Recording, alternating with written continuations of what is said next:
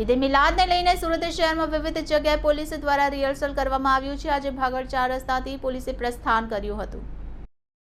ઈદ મિલાદના તહેવારને લઈને સુરત શહેર પોલીસ એલર્ટ થઈ છે। શહેરીજનો શાંતિપૂર્ણ માહોલમાં ઈદે મિલાદના તહેવારની ઉજવણી કરી શકે તે માટે સુરત પોલીસ સતર્ક થઈ છે।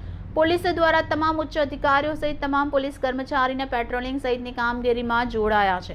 હાલ ઈદે મિલાદ અને ગણપતિના તહેવારોમાં પોલીસ સતર્ક બની છે। ખાસ કરીને વરિયાળી બજાર પાસે બનેલી ઘટનાને લઈને ચાંપતો બંદોબસ્ત પોલીસ દ્વારા કરાયો છે, તો સંવેદનશીલ વિસ્તારોમાં ખાસ પોલીસ અધિકારી સહિત રિહર્સલ કરવામાં આવ્યું છે। આજે ઈદે મિલાદને લઈ સુરત શહેરમાં વિવિધ જગ્યાએ પોલીસ દ્વારા રિહર્સલ કરવામાં આવ્યું છે। આજે ભાગળ 4 રસ્તાથી પોલીસે પ્રસ્થાન કર્યું હતું।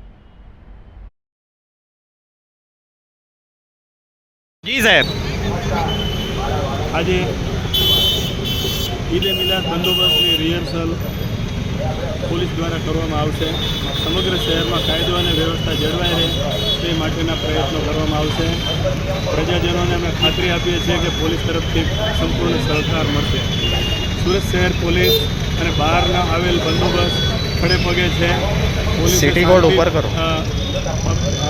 તમામ શહેરીજનોએ શાંતિથી પર્વની ઉજવણી કરે, હર્ષોલ્લાસથી બંને પર્વની ઉજવણી કરે। ઈદે મિલાદ તેમજ ગણપતિ રિહર્સલ બંદોબસ્ત ખડે પગે છે અને પોલીસ અપેક્ષા છે કે પ્રજાજનો પોલીસને પણ સહકાર આપશે।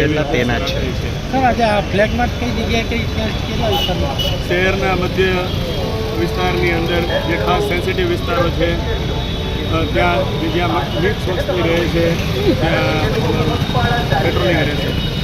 સાહેબ લોકોને શું સંદેશ આપશો તહેવાર માટે?